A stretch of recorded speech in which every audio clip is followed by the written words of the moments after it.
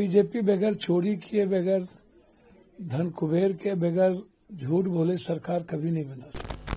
जो new generation है, youth है, किसी भी जात का वो बदलाव चाहते थे। एक माध्यम है चोरी करने का। आप ये समझो, आप चोरी करोगे और कहोगे महिलाएं हमको वोट दे रही है। बीजेपी बगैर चोरी किए, बगैर धन कुबेर के, बगैर झूठ बोले सरकार कभी नहीं बना सकती। बीजेपी ने तो प्रयास किया ही कि नीतीश की सरकार ना हो, बीजेपी की सरकार हो। तो बीजेपी तो देखिएगा कहाँ जाएंगे। और अगले बार तो महागठबंधन की सरकार ने सभी एग्जिट पोल बनाया था, 9 सीट से हमको हरा दिया गया। हरियाणा में क्या हुआ था? आप लोग तो इस बार 300 पार सभी चैनल से लेकर के सभी ने कर दिया था देश में। बीजेपी कहती थी 400 पार, टीवी बोल रहा था कि 300 पार। क्या हुआ भैया? क्या हुआ आज तक? चाणक्य का एक बार के बाद क्या हुआ? भैया ये माध्यम है चोरी करने का। आप ये समझो, एग्जिट पोल के बहाने आप चोरी करते हो। अब महिलाओं के बहाने चोरी करोगे, बोलोगे हमने 40,000 को दे दिया है और महिलाएं हमको वोट दे रही है। आप चोरी करोगे और कहोगे महिलाएं हमको वोट दे रही है, हमको वोट दे दी। 4 लाख महिला ज्यादा वोट दिया है। तो भैया 4 लाख महिला आपके खिलाफ भी तो थी। ममता, आशा, जीविका दीदी आपके खिलाफ थी। आपने आंगनबाड़ी को क्या किया? 300 रुपया बढ़ाया। आपने क्या किया? आपके खिलाफ तो थी।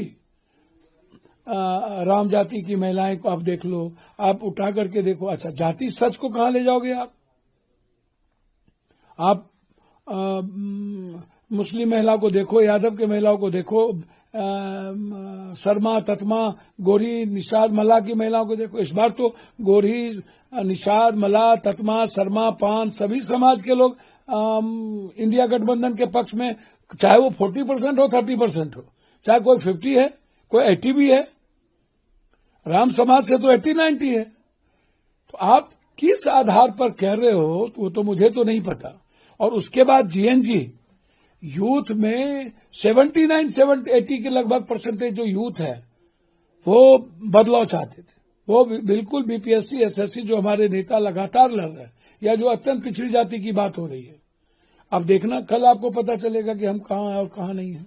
जब बात कर रहे हैं तो मैं आज की ही बात कर रहा हूँ कि अब कुछ तो आज हम माने कि आप लोगों की सरकार बन रही है, इंडिया गठबंधन की सरकार बन रही है, इसके लिए पप्पू यादव जी आश्वस्त हैं? देखिए, मैं आश्वस्त हूं या न हूं, आज अभी मैं आपसे मुलाकात के बाद तो शुरू हो जाएगी। तो आप इसको देखिए, मैं अगले बार भी 1:30 बजे रात तक काउंटिंग ये लोग ले गए। और फिर मैं कह रहा हूं कि कल सुबह सासाराम में क्या हुआ था? बक्सा ले जाने के लिए क्या लाठीचार्ज करना पड़ा? गलत तरीके से एक ट्रक को भीतर प्रवेश कराया जा रहा था। तो आधार, आप इस आधार को नहीं मान सकते।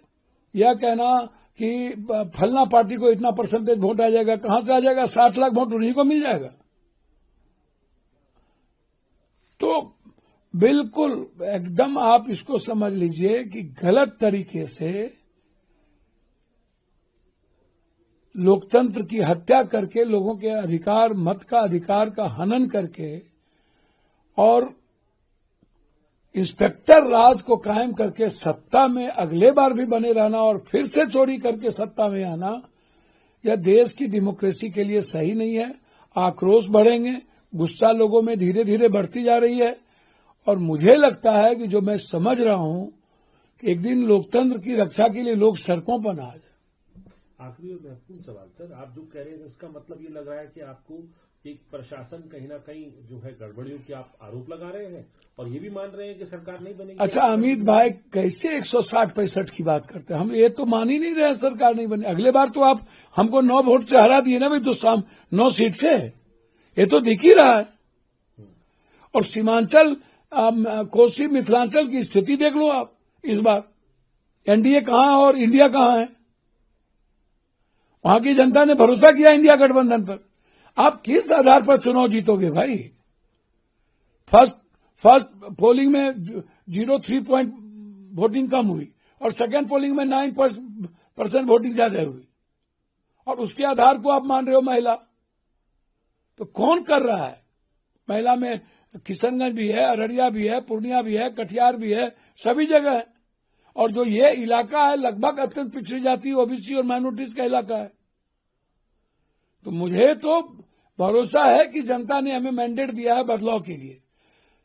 अब जनता के अधिकार को ही खत्म कर दे और अमित शाह जी की पुर्जी ही चल जाए, ये तो मैं कुछ नहीं कह सकता हूं। लगभग चैनल सट्टा बाजारों किसी हाथ से खेलते रहे या बीजेपी ने सब लगभग एग्जिट पोल वाले लोग जो बैठ करके जो सोशल मीडिया वाले बीजेपी के माल लेकर के भगभग करते रहते हैं, ये तो मैं कुछ नहीं कह सकता।